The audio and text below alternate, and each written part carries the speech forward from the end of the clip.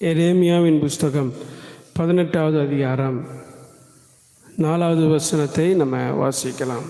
குயவன் வணைந்து கொண்டிருந்த மண்பாண்டம் அவன் கையிலே கெட்டு போயிற்று. அப்பொழுது அதை திருத்தமாய் செய்யும்படிக்கு தன் பார்வைக்கு சரியாய் கண்டபடி குயவன் அதை திரும்ப வேறு பாண்டமாக வணைந்தான். ஆமென். அல்லேலூயா, அல்லேலூயா. கர்த்தருடைய நாமம் மகிமைப்படட்டும். இங்கே எரேமியாவை பார்த்து ஆண்டவர் சொல்லுகிறார், நீ ஒரு குயவன் வீட்டுக்கு போ, அங்கே நான் உனக்கு சொல்ல வேண்டியதை உனக்கு காண்பிப்பேன். அப்போ எரேமியா எழுந்து குயவன் வீட்டுக்கு போகிறான். அங்கே கர்த்தருடைய வார்த்தையை ஆண்டவர் அவனுக்கு தெரிவிக்கிறார். அவன் அந்த குயவன் அந்த திரிகையிலே மண்பாண்டத்தை வைத்து அந்த களிமண்ணை வைத்து அவன் வணைந்து கொண்டிருக்கையில் என்னாச்சுன்னு அவன் கையிலே அது என்ன செஞ்சது? கெட்டு போயிற்று. அப்பொழுது அதை திருத்தமாய் செய்யும்படி தன் பார்வைக்கு சரியாய் கண்டபடி குயவன் அதை திரும்ப வேறொரு பாண்டமாய் அதை வணைந்ததை குறித்து இந்த சம்பவத்தை ஆவியானவர் வேதத்தில் எழுதி வைத்திருக்கிறார். ஆவியானவர் எந்த ஒரு காரியத்தை வேதத்தில் நமக்கு எழுதி வைத்திருந்தாலும் அது நம்மளுடைய பிரயோஜனத்துக்காக மாத்திரமே. ஆமென். அல்லேலூயா. ஒருத்தங்களுடைய ஆசீர்வாதத்தை குறித்து எழுதியிருந்தாலும் அது நம்மளுடைய பிரயோஜனத்திற்கு, ஒருத்தங்களுடைய சாபத்தை குறித்து எழுதி வைத்திருந்தாலும் அதுவும் நம்மளுடைய பிரயோஜனத்துக்கு, ஒருத்தங்களுடைய நன்மையை குறித்து எழுதியிருந்தார், ஒருத்தங்களுடைய வாழ்வு பரிசுத்த வாழ்வை குறித்து எழுதி வைத்திருந்தாலும் அது நமக்கு நன்மைக்காக தான். ஒருத்தங்களுடைய பாவ வாழ்க்கையை வேதத்தில் எழுதி வைத்திருக்கிறார், அதுவும் நம்மளுடைய நன்மைக்காக தான். ஆவியானவர் இந்த பரிசுத்த வேதாகமம் முழுவதையுமே நம்மளுடைய நன்மைக்காகவே, சம்பவங்கள்னாலும் சரி, சரித்திரனாலும் சரி, தனிப்பட்ட மனிதனுடைய வாழ்வுனாலும் சரி, கர்த்தருடைய செய்கையினாலும் சரி, எதுவாக இருந்தாலும் அது உங்களுக்கு எனக்கு நன்மையை தர வேண்டும். ஆமென். அதுதான் அவருடைய நோக்கம். அப்போ ஆண்டவர் இங்கே எரேமியா கிட்ட சொல்கிறார், நீ குயவன் வீட்டுக்கு போ, அங்கே ஒரு காட்சியை அவன் பார்க்கிறான். மீண்டும் வணையும்படி குயவன் வேறு பாண்டமாய் அந்த களிமண்ணை உருவாக்குகிறதை குறித்து நம்ம பார்க்கிறோம். ஆவியானவரும் நம்மளுடைய வாழ்க்கையில அது சில காரியம் கெட்டு போயிடுச்சு என்று சொன்னால், சில காரியம் கெட்டு போயிடுச்சு என்று சொன்னால் திரும்பவும் வேறு பாண்டமாய் வணைய ஆவியானவர் விருப்பம் கொண்டிருக்கிறார். ஆமென். அல்லேலூயா. சில விஷயங்கள் நம்மளை சரிப்படுத்த ஆண்டவர் நினைக்கும் போது அது தவறுதலாய் போகும். குயவனுடைய கையில தான் அது என்னாச்சு? கெட்டு போச்சு. அவர் விரும்பினபடி அந்த மண்பாண்டம் அவருடைய டேஸ்ட்டுக்கு வரலைங்க. அவர் விரும்பினபடி அந்த மண்பாண்டம் என்ன செய்யல? அவர் டேஸ்ட்டுக்கு வரல. அவர் விரும்பினபடி அதை வளைக்க அவர் முயற்சி பண்றார், அது கெட்டு போகுது. ஆனால் உடனே குயவன் அந்த மண்ணை எடுத்து தூக்கி வீசாம வேறு மண்ணை கொண்டு வந்து வச்சு வணையாம அதே மண்ணை மறுபடியும் எடுத்து அதே மண்ணை மறுபடியும் பிசைஞ்சு அதில் இன்னும் கொஞ்சம் தண்ணியை ஊற்றி இன்னும் தன் கைக்கு லகுவாய் அதை மாற்றி அதை தான் விரும்பினபடியே வேறொரு பாத்திரமாய் அந்த குயவன் வணைகிறான். ஆமென். அல்லேலூயா. ஒருவேளை நீங்களும் நானும் கர்த்தருடைய கரத்தில் கெட்டு போயிருப்போம் என்று சொன்னா ஆண்டவர் சொல்லுகிறார், உன்னை திரும்பவும் வேறு பாண்டமாய் நான் வணைவேன். I will ரீமோல்ட் you. மறுபடியும் உன்னை மோல்டு பண்ணுவேன்ப்பா. நான் மீண்டும் உன்னை என்ன செய்வேன்? வேறு பாத்திரமாய் நான் வணைவேன். ஏன் அப்படின்னா, நீங்கள் 6ஆம் வசனத்தின் கடைசி பகுதியை பார்த்தீங்கன்னு சொல்லப்படுகிறது, இஸ்ரவேல் வீட்டாரே, களிமண் குயவன் கையில் இருக்கிறது போல நீங்கள் எங்கே இருக்கீங்க? என் கையில் இருக்கிறீங்க. அல்லேலூயா. நீங்கள் என் கையில் இருக்கிறீங்க. கவனிங்க, குயவனுடைய கையில் மண் இருக்கிற வரைக்கும் தான் அந்த மண்ணுக்கு ஒரு மிகப்பெரிய ஒரு சந்தோஷம். பாருங்கள், ஒரு காரியம் இப்படி சொன்னாங்க. அந்த குயவன் மண் எடுத்து அழகாக வணையிடுவாராம். வணையும் போது அந்த மண் என்ன செய்யுமா? ரொம்ப அழகாக சந்தோஷமாக அந்த மண் அந்த கரத்தில் அப்படியே விளையாடும். அந்த மண் குயவனுடைய விருப்பப்படி அந்த மண் என்ன செய்யுதுங்க? அது செஞ்சு முடித்ததுக்கப்புறம் அந்த மண்ணை பாத்திரமோ பானையோ ஏதோ ஒரு உபயோகமான ஒரு பாத்திரமாக அந்த குயவன் செஞ்சதுக்கப்புறம் அதை எடுத்து அதை ஓரமாய் ஒரு இடத்துல வெயில் படும்படி ஒரு இடத்துல வைக்கிறார். வைத்த உடனே அந்த பாத்திரத்தை அவர் அப்படியே விட்டு விடுவதில்லை. அந்த பாத்திரம் அடுத்த ஒரு கட்டத்துக்கு நேராக கடந்து செல்கிறது. அந்த கட்டத்துக்கு பேர் தான் நெருப்பில் போடப்படுகிறது. வைக்கோலை என்ன செய்வாங்க, ஃபுல்லாக அந்த மண் இருக்கிற இடத்துல, அந்த பாத்திரம் செஞ்ச இடத்துல வைக்கோலை கொண்டு வந்து போட்டு நிரப்பி தீ கொளுத்தி விடுவாங்க. இந்த பாத்திரம் நினச்சிதான் மண் அவர் கரத்திலேயே இருந்தேனே, நல்லா இருந்துச்சு, என்னை கொண்டு வந்து இப்போ வெளியே வெயிலில் போட்டாங்களே, என்னை தனித்து விடப்பட்ட ஒரு சூழ்நிலைக்கு என்னை தள்ளிட்டாரே, ஏன்னு தெரியல, ஏன் ஆண்டவர் என்னை இப்படி தள்ளிட்டார், இப்படி ஏன் என்னை தள்ளிட்டார், நான் அவர் கரத்தில் தானே இருக்க விரும்புகிறேன், என்னை தள்ளிட்டாரேன்னு அந்த மண் பாண்டம் வேதனைப்பட்டுச்சான்.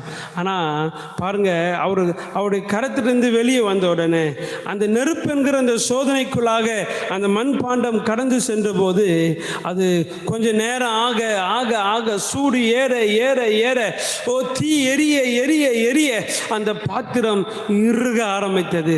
அந்த மண் என்ன செஞ்சதுங்க, அப்படியே இறுக இறுக ஆரம்பித்தது. சூடாக சூடாக அந்த பாத்திரம் கடினமாக ஆரம்பித்தது.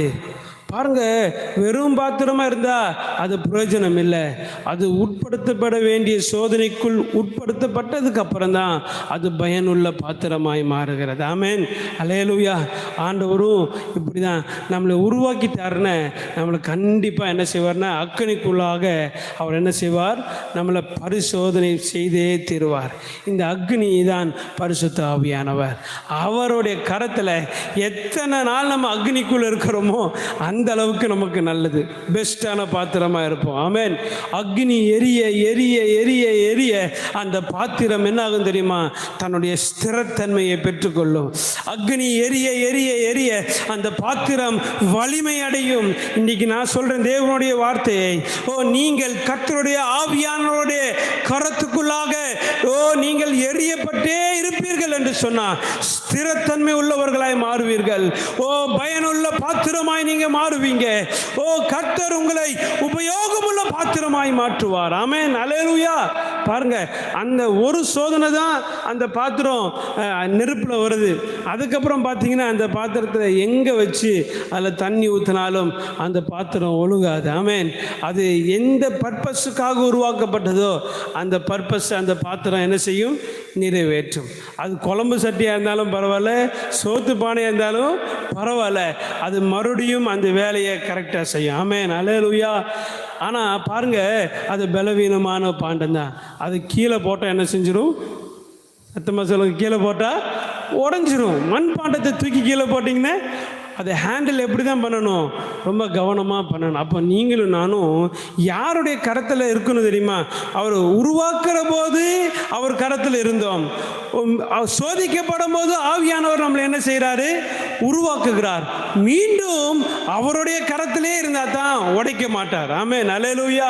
ஏன்னா அவருக்கு தெரியும் எந்த பாத்திரத்தை வேஸ்ட்டு, எது நல்ல பாத்திரம், எதை பயன்படுத்தணும் எதை பயன்படுத்தக்கூடாது தெரியும். நீங்கள் அவருடைய கரத்தில் இருப்பீர்கள் என்று சொன்னால் ஆவியானவர் உங்களை உடைக்காம அழகாக பயன்படுத்துவார்.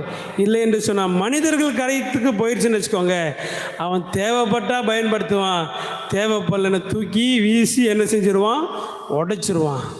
ஆண்டவர் சொல்கிறாரு, நீ என் கரத்தில் இரு. ஆமென்.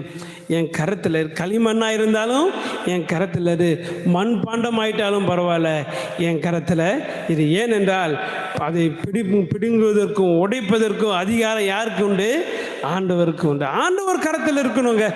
நிறைய நேரம் நம்ம ஆண்டவருடைய கரத்தில் தங்கி இருக்க நம்ம விரும்புவதில்லை, மனிதர்களுடைய கரத்துக்கு நேராக போயிடுறோம். சில தேவைக்காக பயன்படுத்துவாங்க, மனிதர்கள் தேவைக்காக பயன்படுத்துவாங்க, பயன்படுத்தி முடிச்சதுக்கப்புறம் தூக்கி ஓரமாக போட்டுருவாங்க. பாருங்கள், இந்த வெயில் காலத்தில் தான் எல்லா வீட்லேயும் மண்பாண்டம் வெளியே வரும். அது வரைக்கும் மண் சட்டி என்ன செய்யாது, வெளியே வராது. ஏன்னா வெயில் காலத்தில் தான் அதோட அருமை தெரியும். அது வரைக்கும் வீட்டில் எல்லா பாத்திரமும் யூஸ் பண்ணுவாங்க, எவர் சில்வர் யூஸ் பண்ணுவாங்க, வெள்ளி தட்டு கூட வச்சு என்ன செய்வாங்க, சாப்பிடுவாங்க. எல்லா பாத்திரமும் வரும், எல்லா பீங்கான் தட்டு கூட வரும் வெளியே. ஆனால் வெயில் காலனாலே எல்லா வீட்லேயும் தேடுறது ஒரு மண் பாண்டம் இருந்தால் நல்லாயிருக்கும், அதில் தண்ணி ஊற்றி வச்சு குடித்தா நல்லாயிருக்கும். கர்த்தர் சொல்லுகிறார், நீ அற்பமானவன் அல்ல, உன்னை நான் பிரயோஜனப்படுத்துவேன். உன்னோட வேல்யூ ஜனங்க காணும்படி நான் என்ன செய்வேன், வைப்பேன். நீ விலையேற பெற்றவன் என்பதை கர்த்தர் அறிந்திருக்கிறார். அதனால் நான் வெறும் மண்பாண்டம் நினச்சி நீங்களும் நான் என்ன செய்யக்கூடாதுங்க, சோர்ந்து போயிடக்கூடாது. கர்த்தர் இந்த மண்பாண்டத்துக்குள்ளாக தான் விலையேற பெற்ற பொக்கிஷமாகிய ரட்சிப்பை வைத்திருக்கிறார். ஆமென். இந்த மண்பாண்டத்துக்குள்ளே தான் விலையேற பெற்ற வசனத்தை வைத்திருக்கிறார். நமக்குள்ளாதான் தங்கமாகிய வசனம் இருக்கு.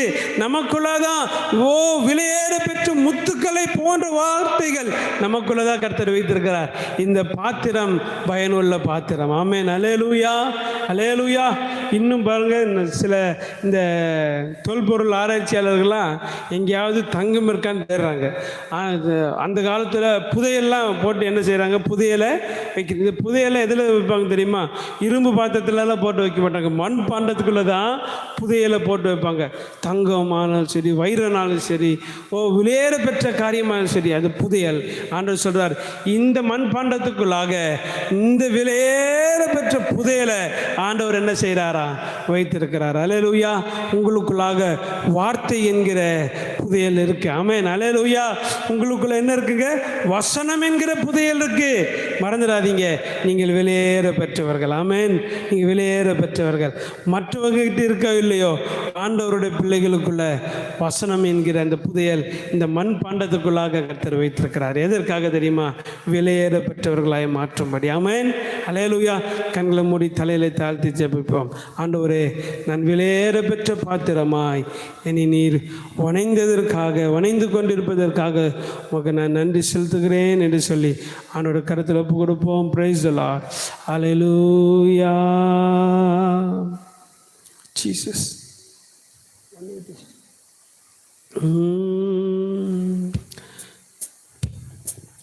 வெறுமையான பாத்திரம் நான் வெறுத்து தள்ளாமலே நீரம்பி வழியும் பாத்திரமா விளங்க செய்யுமே.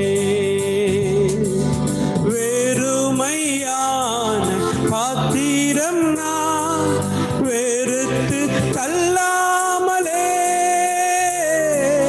நீரம்பி வழியும் பாத்திரமாய் விளங்க செய்யுமே.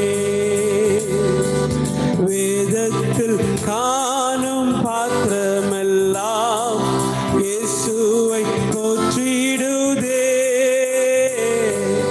என்னையும் அவ்வித பாத்திரமாய் வணைந்து கொள்ளுமே.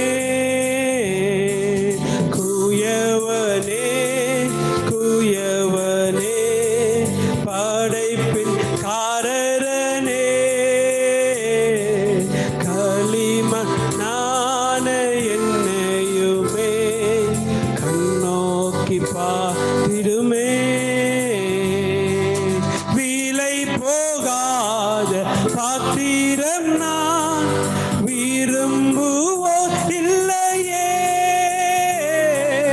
விலை போகாத பாத்திரம் நான் விரும்புவோ இல்லையே. விலையெல்லாமும் கிருபையால் உகந்ததாக்கிடுமே. காணாமல் போன பாத்திரம் என்னை தேடி வந்த தெய்வமே.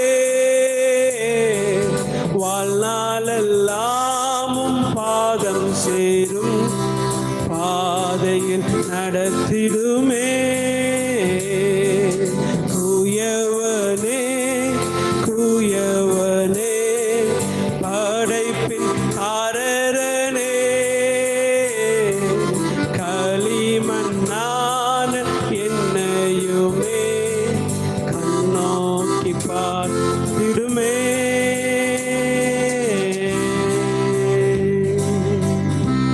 ஆண்டவரே, எங்களை மீண்டும் திருத்தமாய் வேறு பாத்திரமாய் உபயோகமான பாத்திரமாய் வணைய உம்முடைய கரத்தில் எங்களை தாழ்த்தி ஒப்பு கொடுக்கிறோம். உமக்கு சித்தமானபடி எங்களை வணைந்துக்கோங்க.